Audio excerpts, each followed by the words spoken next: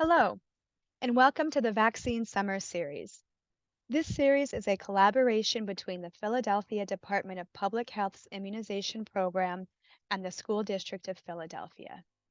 My name is Jennifer Malins, a provider quality assurance nurse with the Immunization Program, and I am excited to present to you our third webinar in this series, Vaccine Interval Spacing. Today's agenda will cover about vaccine interval spacing, what can providers do, how does one know if they are spacing correctly, discussing the grace period, and reviewing common interval spacing errors. There are many factors taken into consideration when childhood vaccines are approved. Recommendations for the age at which vaccines are administered are influenced by age-specific risks for disease, age-specific risks for complications, age-specific responses to vaccination, and the potential interference with the immune response by passively transferred maternal antibodies.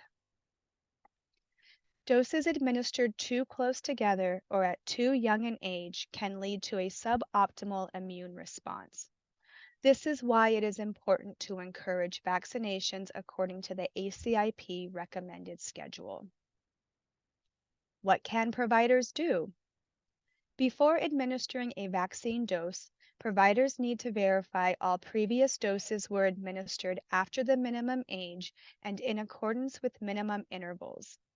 If a child transfers to your office with missing vaccines or invalid doses, it is the expectation from the CDC, the immunization program, and the School District of Philadelphia that you will catch the child up to date. How do I know if I am spacing the vaccines correctly? Check the ACIP recommended schedule. First, review the patient's vaccine record. Then use Table 1 to determine the vaccines recommended for each specific age.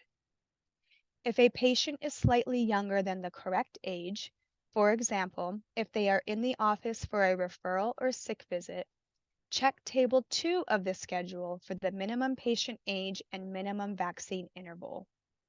And if your patient has certain medical conditions, remember to check Table 3 and the notes section for medical indications and special situations.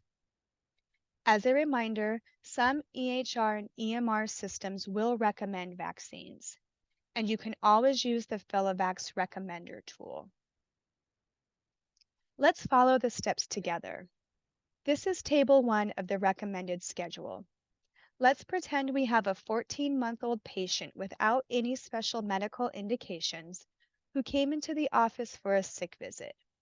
If we highlight this area of the schedule, you can see both the Hib and the pneumococcal vaccines are indicated in this age. However, we are also close to the indicated age for the fourth DTaP dose. Are we able to give DTaP today as well? Now let's look at Table 2 to check the minimum interval between doses. If we zoom in on DTaP, the minimum age between dose 3, which is given at 6 months of age, and dose 4, which is the dose we are considering today, that minimum interval is 6 months. That means this 14-month-old child would have needed to receive DTaP dose number 3 before 8 months of age. So if the child was late for their 6-month well child exam and vaccines, there is a chance they may not be eligible to receive a DTaP dose today. What about the grace period? Known as the grace period, vaccine doses administered less than 4 days before the minimum interval or age are considered valid. However, the grace period does not apply for spacing between live vaccines. Spacing between live vaccines are MMR, varicella, MMRV or Proquad, and flu mist vaccines needs to be at least 28 days apart. No exceptions. For example, if MMR is given on April 1st, but varicella is out of stock, It is common for patients to come back a week or two later once the varicella is available. However, since these are live vaccines, the child cannot receive the varicella sooner than April 29th. The immunization program offers resources to help sites avoid administration errors. Visit the immunization program website at vaccines.fela.gov to access the PDF version or the web browser version of the document. When you are on the homepage at vaccines.fela.gov, go to Resources on the top banner and select VFC/VFAR. The document is the first one listed under Other Resources. The most common interval spacing errors are administering the first dose of MMR, varicella, or hepatitis A vaccine before 12 months of age, giving the fourth dose of DTaP before 12 months of age, not administering a dose of polio after 4 years of age, finishing the hepatitis B series before 24 weeks of age, administering any vaccine except hepatitis B before age 6 weeks, giving the second dose of meningococcal conjugate vaccine before age 16 years for a healthy adolescent, and inadequate spacing for the hepatitis A, hepatitis B, polio, and HPV series. We will take a closer look at what inadequate spacing means for the vaccines listed on the previous slide. For hepatitis A, the 2 doses must be given at least 6 months apart. We see this error a lot when a child is late for their 12-month well child exam and receive their first dose after 12 months of age. They then return at 18 months for a well child exam and receive the recommended vaccines for that age. But remember, since that first dose was given late, it has not been 6 months between the 2 doses, and it cannot be given at the 18-month exam. For hepatitis B, it is typically a 3-dose series with 8 weeks between dose 2 and 3 and 16 weeks between dose 1 and 3.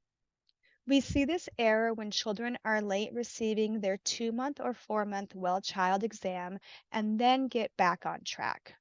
There will often be 6 weeks between appointments instead of the 8 weeks required between doses.